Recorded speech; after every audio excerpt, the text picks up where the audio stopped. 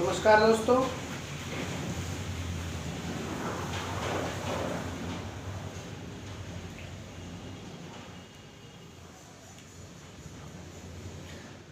आपके लिए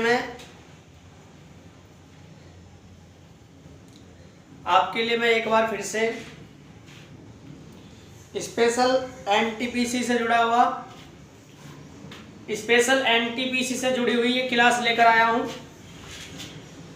जो एनटीपीसी का एग्जाम है उसमें सिलेबस में दिया गया है भारत के वन्य जीव अभ्यारण्य।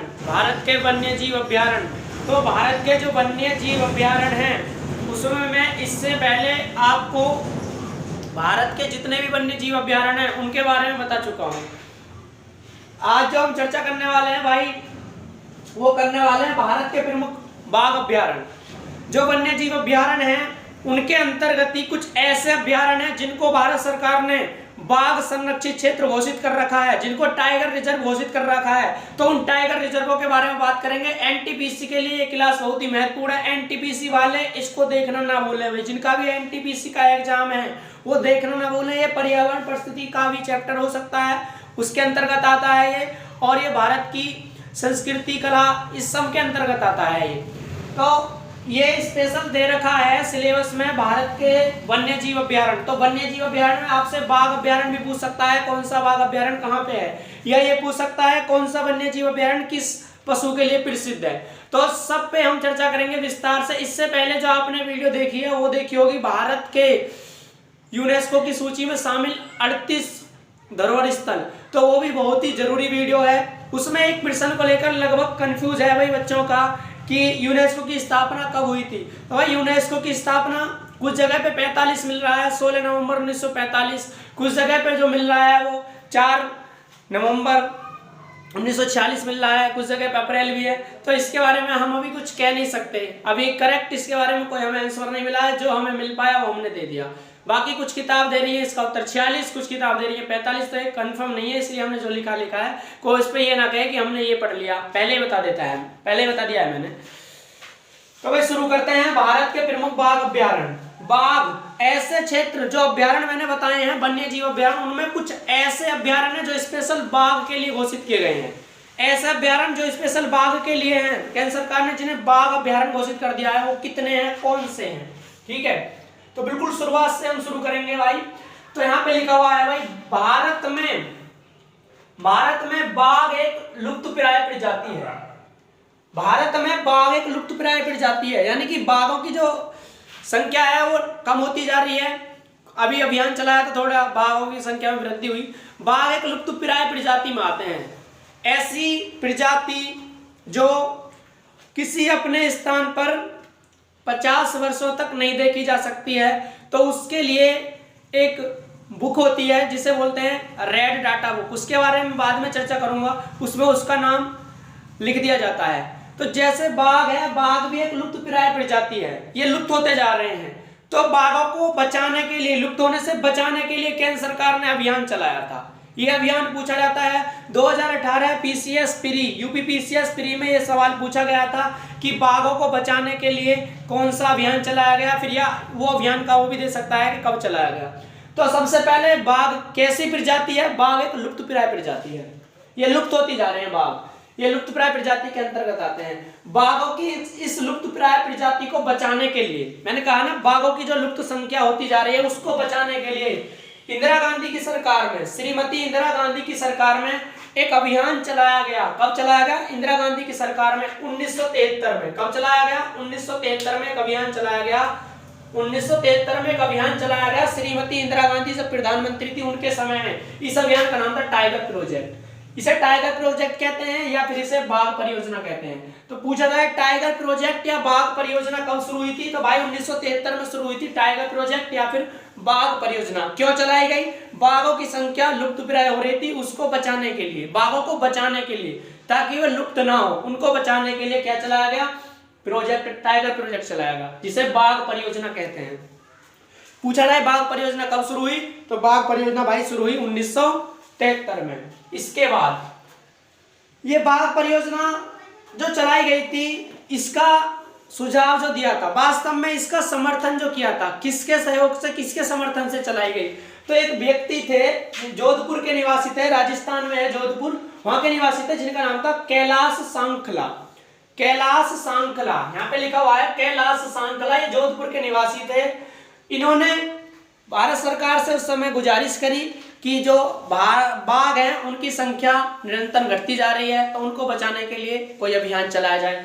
तो इनके नेतृत्व में ये टाइगर प्रोजेक्ट चलाया गया था या बाघ परियोजना चलाई गई थी। बाघ परियोजना किसके नेतृत्व में चलाई गई थी, तो उनका नाम था कैलाश सांखला। कैलाश सांखला के नेतृत्व में ये बाघ परियोजना चलाई गई थी। कैलाश सांखला को भाई इनके नेतृत्व में बाघ परियोजना चलाई गई, इसीलिए कैलाश सांखला को टाइगर मैन ऑफ इंडिया कहा जाता है। सवाल बनता है टाइगर मैन ऑफ इंडिया किसे कहा जाता है, टाइगर मैन ऑफ इंडिया कहा जाता है कैलाश सांखला को। क्यों कहा जाता है, क्योंकि इनके नेतृत्व में श्रीमती इंदिरा गांधी की सरकार में 1973 में बाघ परियोजना या टाइगर प्रोजेक्ट चलाया गया था। ये कहां के निवासी थे, जोधपुर के निवासी थे। इन्होंने भारत सरकार से गुजारिश की कि बाघों की संख्या निरंतर कम होती जा रही है, इसको रोकने के लिए, बाघों की संख्या को बढ़ाने के लिए, ताकि ये कमी ना हो, बाघ लुप्त ना हो जाए, इसीलिए कोई प्रोजेक्ट या कोई अभियान चलाया जाना चाहिए। तब इनके नेतृत्व में 1973 में बाघ परियोजना या फिर टाइगर प्रोजेक्ट की शुरुआत की गई थी, और इसीलिए कैलाश सांखला को टाइगर मैन ऑफ इंडिया कहा जाता है। टाइगर मैन ऑफ इंडिया किसे कहा जाता है, यहाँ पे लिखा हुआ है कैलाश सांखला को टाइगर मैन ऑफ इंडिया कहा जाता है।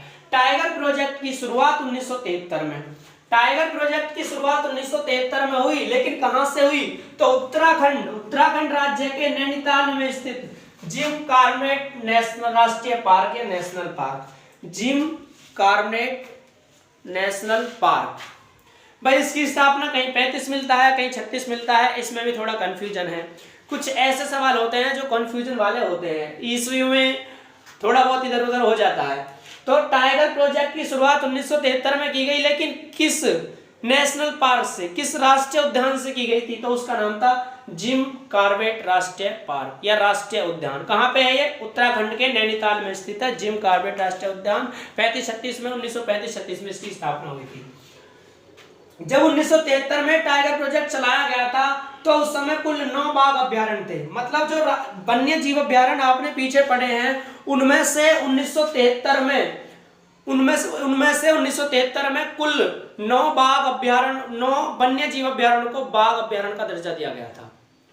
जब 1973 में ये टाइगर प्रोजेक्ट शुरू हुआ, तो आरंभ में 9 बाघ अभ्यारण्य थे, या कह सकते हैं 9 वन्य जीव अभ्यारण्यों को बाघ अभ्यारण्य घोषित किया गया था आरंभ में। इसके बाद 1973 से लेकर लगभग अब वर्तमान तक कुल भारत में 50 बाघ अभ्यारण्य है। आज 50 बाघ अभ्यारण्य है। सर्वप्रथम आरंभ में 9 बाघ अभ्यारण्य थे 1973 में। आज पूछा जाए वर्तमान में भारत में कितने बाघ अभ्यारण्य है, तो वर्तमान में भारत में भाई 50 बाघ अभ्यारण्य है पूरे भारत में। 50 वन्य जीव जो वन्य अभ्यारण्य है, वन्य जीव अभ्यारण्य, उनमें जो जितने भी वन्य जीव अभ्यारण्य, उनमें से 50 ऐसे हैं जिन्हें स्पेशल बाघों के लिए संरक्षित कर रखा है, या जो बाघ अभ्यारण्य की श्रेणी में आते हैं। ठीक है, प्रत्येक 4 वर्ष में बाघ रिपोर्ट प्रस्तुत की जाती है, मतलब बाघों की गणना की जाती है, गिनती की जाती है प्रत्येक 4 वर्ष में। और ये बाघों की जो रिपोर्ट या बाघों की गणना जो शुरू हुई है, मतलब गिनती जो शुरू हुई है, वो कब हुई है, वो 2006 में इसकी शुरुआत हुई है। बाघ रिपोर्ट 2006 में प्रस्तुत होनी आरंभ हुई। ठीक है, और यह प्रत्येक 4 वर्ष में प्रस्तुत होती है। 4 वर्ष में बाघ रिपोर्ट आती है, और आरंभ कब हुई, आरंभ हुई है 2006 में। 2006 में आरंभ हुई, फिर 2010 में प्रस्तुत हुई, फिर 2014 में, और फिर 2018 में। तो प्रत्येक 4 वर्ष में बाघ रिपोर्ट प्रस्तुत की जाती है। यह सवाल ही पूछा जा सकता है कि बाघ रिपोर्ट कितने वर्षों के अंतराल में प्रस्तुत की जाती है? 4 वर्षों के अंतराल। पहली बाघ रिपोर्ट कब प्रस्तुत की गई? 2006 में प्रस्तुत की गई। अब वर्तमान में 2018 में बाघ रिपोर्ट प्रस्तुत की गई है और 2018 की बाघ रिपोर्ट के अनुसार, वर्ष 2018 की बाघ रिपोर्ट के अनुसार मध्य प्रदेश में सबसे अधिक बाघ हैं। मध्य प्रदेश में सबसे अधिक बाघ हैं। 2018 की बाघ रिपोर्ट के अनुसार मध्य प्रदेश में सबसे अधिक बाघ हैं। 2014 और 2018 यानी कि 2014 में जो बाघ रिपोर्ट प्रस्तुत की गई थी और 2018 में जो बाघ रिपोर्ट प्रस्तुत की गई थी, 2014 की तुलना 2018 की बाघ रिपोर्ट में बाघों की संख्या में 33% की वृद्धि हुई है। पूछा जाए कि 2014 से 2018 के बीच बाघों की संख्या में कितने परसेंट की वृद्धि हुई है, तो बाघों की संख्या में भाई 33% की वृद्धि हुई है 2014 से 2018 तक। यानी कि 14 और 18 की रिपोर्टों की तुलना करें हम तो बाघों की संख्या में 33% की वृद्धि दर्ज की गई है। सबसे अधिक बाघ कहां पे है? सबसे अधिक बाघ मध्य प्रदेश में है। मध्य प्रदेश में सबसे ज्यादा बाघ है पूरे भारत में। ठीक है, 2018 की रिपोर्ट के अनुसार भारत में बाघों की संख्या कहां पर कितनी संख्या है ये लिखा हुआ है। तो मध्य प्रदेश में सबसे अधिक बाघ है पूरे भारत में। मध्य प्रदेश में सबसे अधिक बाघ है। कितने बाघ है मध्य प्रदेश में? 526 बाघ है कुल। मध्य प्रदेश में सबसे अधिक बाघ है 526। मध्य प्रदेश के बाद कर्नाटक दूसरे स्थान पर है, यहाँ पे 524। मात्र 2 बाघ कम है कर्नाटक में।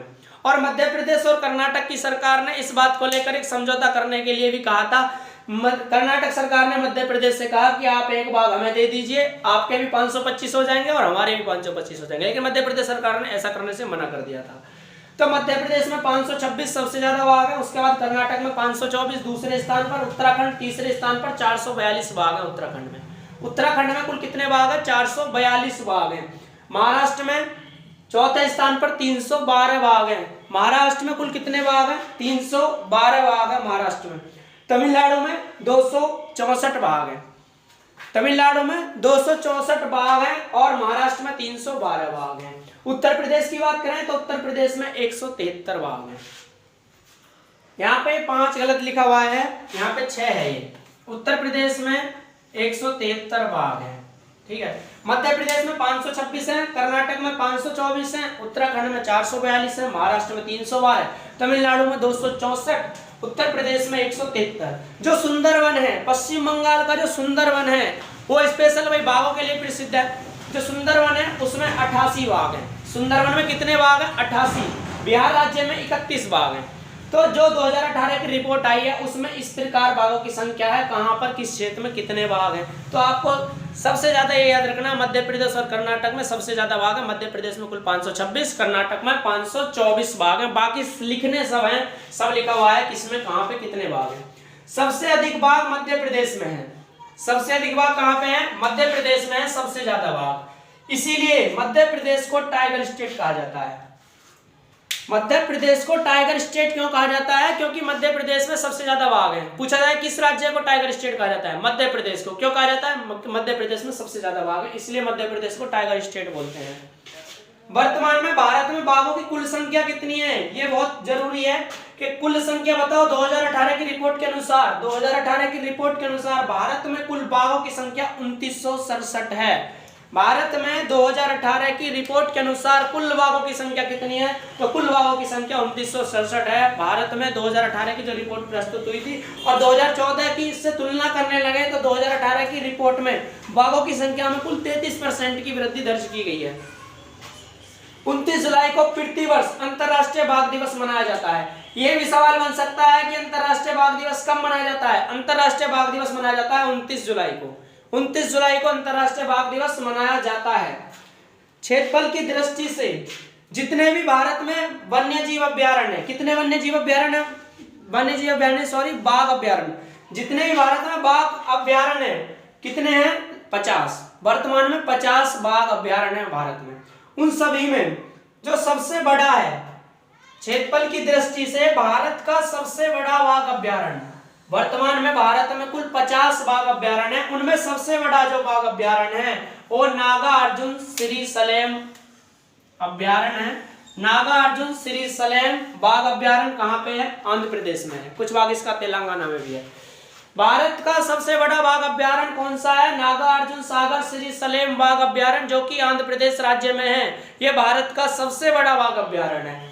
जबकि भारत का सबसे छोटा बाघ अभ्यारण्य पेंच है। भारत का सबसे छोटा बाघ अभ्यारण्य पेंच अभ्यारण्य, जो कि महाराष्ट्र में है। पेंच का मध्य प्रदेश में भी है, लेकिन मध्य प्रदेश वाला नहीं बताना है, महाराष्ट्र वाला।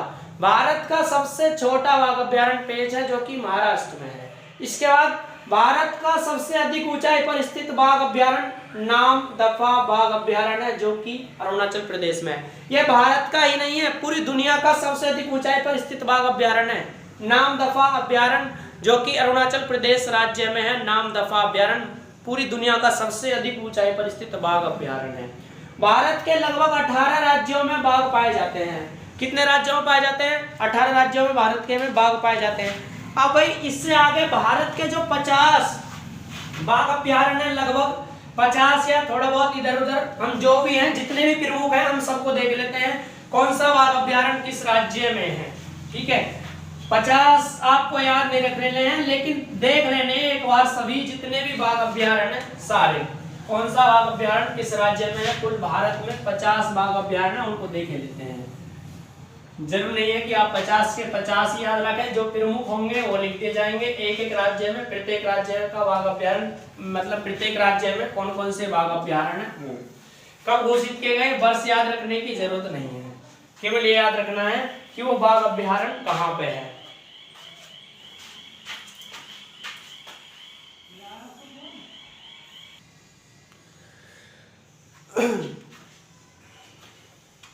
तो भाई ये भारत के प्रमुख बाघ अभ्यारण्य है या टाइगर रिजर्व है। जो भी टाइगर रिजर्व जिस राज्य में है, उस राज्य का ऊपर यहाँ पे नाम लिखा हुआ है। और जितने भी टाइगर रिजर्व हैं, जितने भी भारत में वन्य जीव अभ्यारण्य है, और जिन वन्य जीव अभ्यारण्य को टाइगर रिजर्व घोषित कर रखा है, यानी कि बाघ अभ्यारण्य घोषित कर रखा है सरकार ने, वो यहाँ पे सारे लिखे हुए हैं, सारे लिखे हुए हैं यहाँ पर। ठीक है, मैंने आपको बताया 18 राज्यों में पाए जाते थे, तो मैंने आंध्र प्रदेश और तेलंगाना जो है वो एक साथ लिए थे, इसलिए तेलंगाना के अलग लिखे गए हैं यहाँ पे। तो आप 19 राज्य मान सकते हैं, जहाँ पे 18 लिखा हुआ वहाँ पे 19 कर लेंगे, क्योंकि उस समय जो गणना हुई थी वो 18 राज्य की इसलिए हुई क्योंकि आंध्र प्रदेश और तेलंगाना एक साथ थे। जब से अलग हो गए हैं तो इस राज्य की अलग गणना होने लगी है। और ये दो इसके जो वो हैं बाघ अभ्यारण्य, ये भी अलग गिने जाने लगे हैं। तो भाई सबसे पहले कर्नाटक में कौन कौन से बाघ अभ्यारण्य है? तो कर्नाटक में सबसे पहले लिखा हुआ है बांदीपुर। बांदीपुर बाघ अभ्यारण्य पूछा जाए कहाँ पे है? कर्नाटक में। नागरहोल, भद्रा, डंडेली अंसी, ये दोनों एक ही नाम है, डंडेली अंसी। विलीगिरी रंगनाथ टेम्पल, विलीगिरी रंगनाथ टेम्पल ये किसी मंदिर का नाम नहीं है। विलीगिरी रंगनाथ टेम्पल बाघ अभ्यारण्य कहाँ पर है? कर्नाटक में है। तो कर्नाटक में कितने बाघ अभ्यारण्य है? बांदीपुर, नागरहोल, भद्रा, डंडेली अंसी, विलीगिरी रंगनाथ टेम्पल। विलीगिरी रंगनाथ टेम्पल ये एक नाम है और डंडेली अंसी ये एक नाम है। बाकी ऊपर बांदीपुर, नागरहोल और भद्रा ये तीनों अलग अलग है। तो कुल 5 बाघ अभ्यारण्य है कर्नाटक में। इसके बाद मध्य प्रदेश, मध्य प्रदेश में Sanjay Dhubri, Sanjay Dhubri. Number 2 Bandhavgarh, number 3 Satpura, number 4 Kanha, number 5 पन्ना और नंबर 6 पेंच। तो मध्य प्रदेश में संजय डुबरी, बांधवगढ़, सतपुड़ा, कान्हा, पन्ना और पेंच, ये सभी कहाँ पे हैं? मध्य प्रदेश में। किसी भी टाइगर रिजर्व का मिलान भी करने के लिए आ सकता है कि बताइए बांधवगढ़ कैसे लिख देगा, एक तरफ राज्य एक तरफ इनका वो लिख देगा टाइगर रिजर्व। पूछेगा कौन सा कहाँ पे है, सही सुमेलित कीजिए। तो आपको ये सब पते होने चाहिए कि कौन सा कहाँ पे है। इसके बाद महाराष्ट्र, महाराष्ट्र में मेलघाट, नवेगांव, नागजीरा, बोर, तंदोवा, अंधेरी, पेंच और सायद्री। जो ये वाला पेंच है ये महाराष्ट्र और मध्य प्रदेश की सीमा पर है, तो इसीलिए दोनों में लिखा जाता है। जो पेंच है महाराष्ट्र और मध्य प्रदेश की सीमा पर है। तो महाराष्ट्र में कौन कौन से हैं? मेलघाट, नवेगांव, नागजीरा, बोर, तंदोवा, अंधेरी, पेंच और सायद्री। ये सब कहाँ पे है? ये सब महाराष्ट्र में है। उड़ीसा, उड़ीसा में सिमलीपाल है, Simlipal tiger reserve, Satkosia tiger reserve और सुतवेदा टाइगर रिजर्व, ये तीनों कहाँ पे हैं? उड़ीसा में। Simlipal tiger reserve, Satkosia tiger reserve और सतुवेदा टाइगर रिजर्व, ये तीनों जो है उड़ीसा में है। सतकोसिया और सतुवेदा ऐसे ऐसे नाम हैं जो आपने कभी नहीं पढ़े, तो ऐसे ही पूछे जाते हैं जो आपने कभी नहीं देखी। बाकी काजीरंगा, मानस, बांदीपुर, इनकी सबको पता होती है। जो कुछ ऐसे नाम जो आपने कभी सुने नहीं है वो जरूर याद रखने हैं। केरल, केरल में पारमाविकुलम और पेरियर और पारमाविकुलम, ये कहाँ पे है? केरल में है। पारमाविकुलम टाइगर रिजर्व कहाँ पे है? केरल में है। पेरियर कहाँ पे है? केरल में है। असम, असम में नामेरी, औरंग और मानस, नामेरी, औरंग और मानस, ये टाइगर रिजर्व कहाँ पे है? तीनों असम में है। अरुणाचल प्रदेश, अरुणाचल प्रदेश में पाकुई, नामदफा और कामलांग, पाकुई, नामदफा और कामलांग, ये कहाँ पे है? अरुणाचल प्रदेश में है। और नामदफा के बारे में मैंने बताया भी था, ये सबसे ऊंचाई पर स्थित है, सबसे अधिक ऊंचाई पर स्थित है। नामदफा अभी पीछे बताया है। पाकुई, नामदफा और कामलांग तीनों अरुणाचल प्रदेश में है। तमिलनाडु, तमिलनाडु में कालाकांड, मुंडनथुरई, कालाकांड, मुंडनथुरई, ये एक ही नाम है, कालाकांड, मुंडनथुरई, ये कहाँ पे है? तमिलनाडु में है। सत्यमंगलम, सत्यमंगलम टाइगर रिजर्व कहाँ पे है? तमिलनाडु में है। अन्नामलाई टाइगर रिजर्व कहाँ पे है? तमिलनाडु में है। मधुमलाई टाइगर रिजर्व कहाँ पे है? तमिलनाडु में है। तो ये चारों कहाँ पे है? तमिलनाडु में। इनमें जो कालाकांड मुंडनथुरई है, जो कालाकांड मुंडनथुरई है, ये भारत का सबसे दक्षिणी टाइगर रिजर्व है। कालाकांड मुंडनथुरई भारत का सबसे दक्षिण टाइगर रिजर्व है। पश्चिम बंगाल में आते हैं सुंदरवन, पश्चिम बंगाल में सुंदरवन, बंगाल टाइगर पाए जाते हैं इसमें, और बुक्सा, सुंदरवन और बुक्सा दोनों टाइगर रिजर्व कहाँ पे हैं? पश्चिम बंगाल में। झारखंड की बात करें, झारखंड में बतला और पलामू, बतला और पलामू दोनों कहाँ पे हैं? झारखंड में। झारखंड में कितने हैं? 2, बतला और दूसरा है पलामू।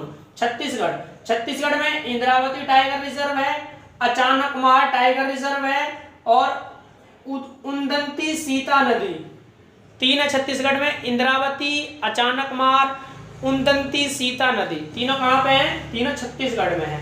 बिहार की बात करें तो बिहार में केवल एक टाइगर रिजर्व है जिसका नाम है वाल्मीकि। वाल्मीकि बाघ अभ्यारण्य कहाँ पे है? वाल्मीकि टाइगर रिजर्व जो है वो कहाँ पे है? वाल्मीकि टाइगर रिजर्व बिहार में है। राजस्थान, राजस्थान में रणथंभौर बहुत इंपॉर्टेंट है, रणथंभौर बहुत ज्यादा प्रसिद्ध है। सरिस्का, रणथंभौर के बाद है सरिस्का और सरिस्का के बाद है मुकंदा हिल्स, मुकंदा हिल्स, ये तीनों कहाँ पे है? राजस्थान में है। रणथंभौर, सरिस्का और मुकंदा हिल्स टाइगर रिजर्व कहाँ पे हैं? तो तीनों टाइगर रिजर्व राजस्थान में है। उत्तराखंड की बात करें, उत्तराखंड में राजाजी बाघ अभ्यारण्य और जिम कार्बेट, जिम कार्बेट का आपको पता ही होगा, प्रोजेक्ट टाइगर बाघ परियोजना यहीं से शुरू हुई थी, जिम कार्बेट से। तो उत्तराखंड में राजाजी और जिम कार्बेट 2 बाघ अभ्यारण्य है। उत्तर प्रदेश में 3 बाघ अभ्यारण्य है। कौन कौन से? दुधवा, दुधवा जो कि लखीमपुर खीरी में फैला हुआ है। पीलीभीत, दुधवा है, पीलीभीत है और एक है अमानगढ़। तीनों कहाँ हैं? उत्तर प्रदेश में। दुधवा, पीलीभीत और अमानगढ़ उत्तर प्रदेश के टाइगर रिजर्व है। गुजरात में एक टाइगर रिजर्व है जिसका नाम है गिर, ये गिर पहाड़ी पर है। और ये जो गिर टाइगर रिजर्व है ये बाघ अभ्यारण्य के लिए तो संरक्षित है ही, साथ ही यहाँ पर इसमें बब्बर शेर भी पाए जाते हैं गिर टाइगर रिजर्व में।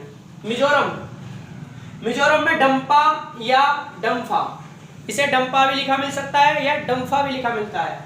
ये कहाँ पे है? ये मिजोरम में है। डम्फा कहाँ पे है? डम्फा जो है वो मिजोरम में है, डम्फा टाइगर रिजर्व। आंध्र प्रदेश में है Nagarjuna Sagar Srisailam tiger reserve. Nagarjuna Sagar Srisailam tiger reserve कहाँ पे है? आंध्र प्रदेश में है। ये भारत का सबसे बड़ा बाघ अभ्यारण्य है, भारत का सबसे बड़ा टाइगर रिजर्व है नागार्जुन सागर श्रीशैलम टाइगर रिजर्व। तेलंगाना में कावल है और अमरवाद है। अमरवाद और कावल दोनों कहाँ पे हैं? तेलंगाना में है। तो ये भारत के टाइगर रिजर्व हैं, जितने भी भारत के टाइगर रिजर्व हैं वो है ये इनसे अलग एक भी टाइगर रिजर्व नहीं छोड़ा गया है, सभी टाइगर रिजर्व इसमें ले लिए गए हैं।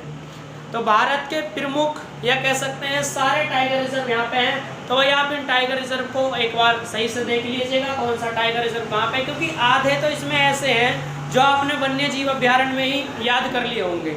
तो वन्य जीव अभ्यारण्य में भी आप एक बार देख लेंगे और एक बार इनको देख लेंगे, सारे याद हो जाएंगे कौन सा कहाँ पर है। तो इस वीडियो में इतना ही है, आगे कुछ लेकर आएंगे एनटीपीसी से जुड़ा हुआ। भाई जिनको वीडियो साफ नहीं दिखती है वो अपने YouTube की क्वालिटी बढ़ा लें, YouTube की क्वालिटी कम हो रही होगी, वीडियो तो वैसे क्लियरिटी बनाई जा रही है। यदि किसी को फिर भी दिक्कत आ रही है तो अपने YouTube की क्वालिटी ज़्यादा कर लें, कम से कम उसको 480 पे देखें।